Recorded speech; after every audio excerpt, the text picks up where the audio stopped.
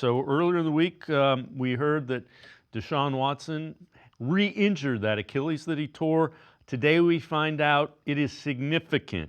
After further testing, it was revealed that he had actually torn it again. He had surgery to repair it Thursday, which was yesterday, less than 3 months after the original tear. Happens again. Watson faces a much longer road back, and now it is possible, quite possible, that he could miss all of 2025. Regarding the injury to Watson's Achilles, we've been asked by a number of people. Jason from Over the Cap, so those are the salary cap guys.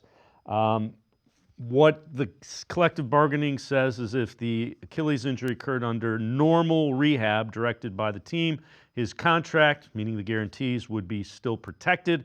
If the injury was the result of something he was not supposed to be doing, his guarantees would be at risk either now or in the future. Again, that from Over the Cap. We had a couple of emails, voicemails about that. Let's welcome in G. Bush from the Ultimate Cleveland Sports Show, also the barbershop. And G. Bush, man, there is nothing minor about an Achilles injury. When you do it twice, it's a long way back.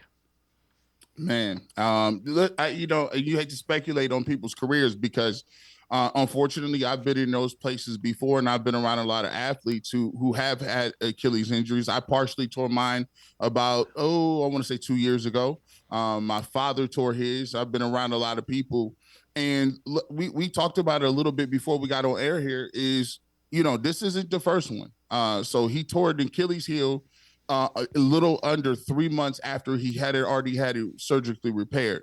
And the thing about those tendons is they're stitching those. That's a very difficult place to get blood flow at.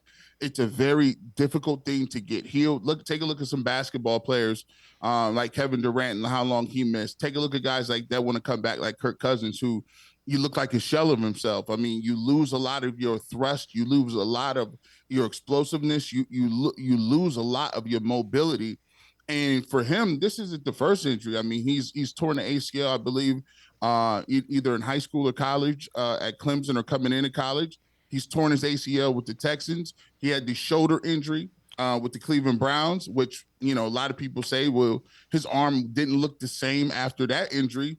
And now you have 2 Achilles heels injuries. So, I mean, what made Deshaun Watson great was the aspect of the game where he was able to extend plays, get out of traffic, move around, and be mobile. That part of his game is gone. You talk about he never had a really I would say a rocket for an arm, but he had a really good arm, good touch on the deep ball.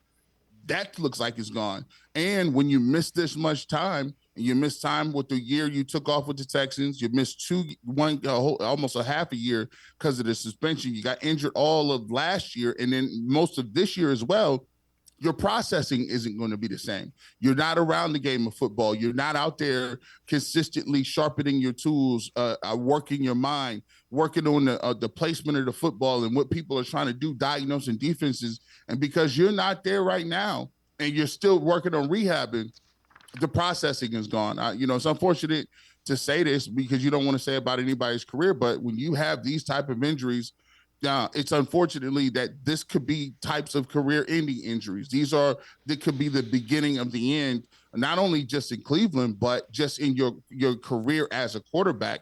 And another thing that starts to happen is when you start to have surgeries back to back to back. I've had 17 surgeries in my lifetime due to football, right? And one thing that starts to happen is it wears on you mentally. You just don't want to fight anymore. You're fighting the rehab to get to a point, and you ask yourself, is this what this is? I played a game to play football, not to rehab injuries.